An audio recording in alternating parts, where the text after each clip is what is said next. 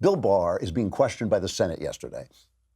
And the day before he's going up to talk to the Senate, amazingly, astoundingly, someone leaks Robert Mueller's letter to the Washington Post. No one asks who leaked it, why was it leaked right now, why is the Washington Post publishing the letter. It's fine that they publish the letter, but without putting it in the context of, oh, somebody's putting a hit out on the Attorney General, right? Obviously, this is a political hit. Barr asked Mueller if he wanted to look at his summary before he sent it out, and Mueller said no. And then he gets this kind of whiny letter saying, well, you know, the media took this out of context, and it didn't really have the feeling of my report, of my 19-page preface to my report.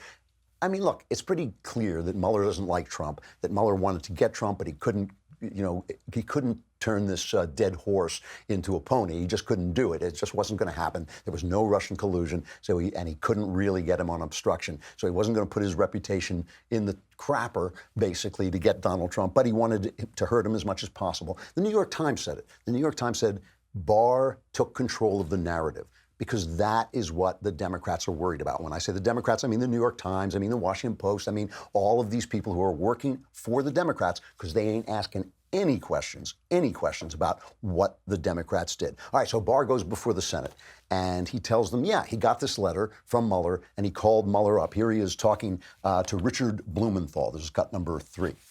I said, Bob, what's with the letter? You know, why don't you just pick up the phone and call me if there's an issue? And he said that they were concerned about the way the media was playing this and felt that it was important to get out the summaries, which they felt would put their work in proper context and avoid some of the confusion that was emerging. And I asked him if he felt that my letter was misleading or inaccurate. And he said no, that the press, he felt that the press coverage was, and it was, and that a more complete picture of his thoughts and the context and so forth would deal with that. Who cares? By the way, who cares what Mueller thinks? Mueller's job is to go out and make recommendations. He didn't even do his job. He didn't even make a recommendation about obstruction of justice, so Barr had to make the recommendation. But he works for Barr. He works for Barr. He brings this thing into Barr. He makes a recommendation. Barr decides what to do with that recommendation. He said there was no Russian collusion.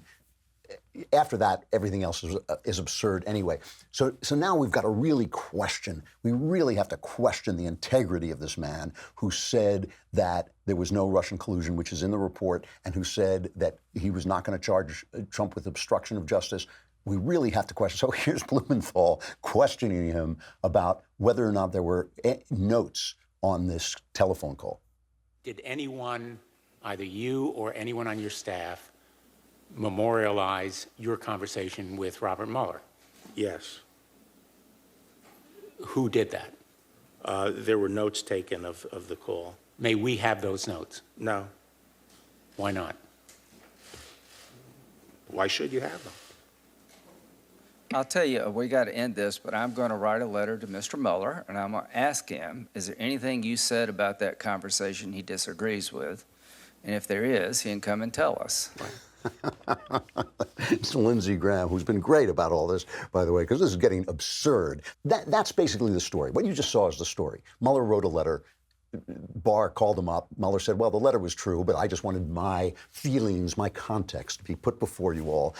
And so this is what they turned it into. I'll just take one example, because they were all doing it. Here's Mazie Hirano from Hawaii. She's the woman, remember, who says men should shut up and we should ban all jets, and then you can just build a train to Hawaii. This is the level of intelligence of this woman. And here she is unleashing on the Attorney General.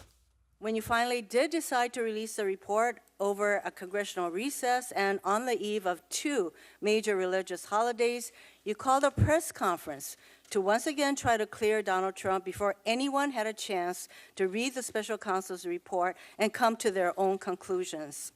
But when we read the report, we knew Robert Mueller's concerns were valid and that your version of events was false.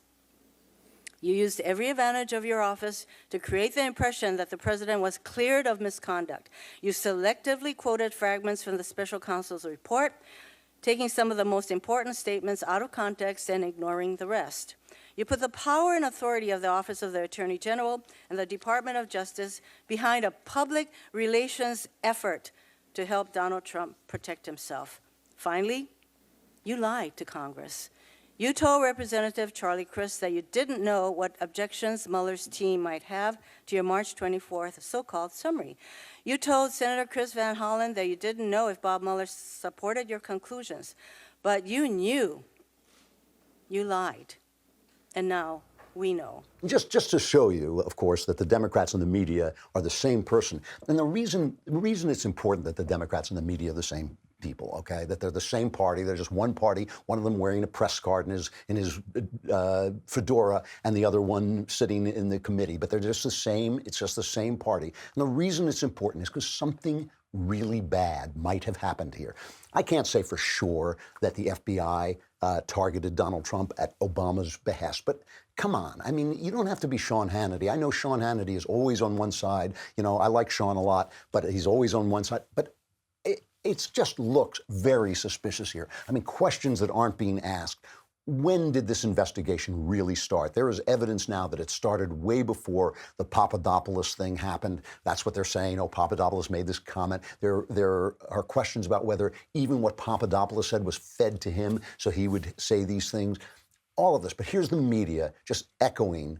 We'll take Joe Scarborough as representative of it. Here's the media just echoing this Democrat line.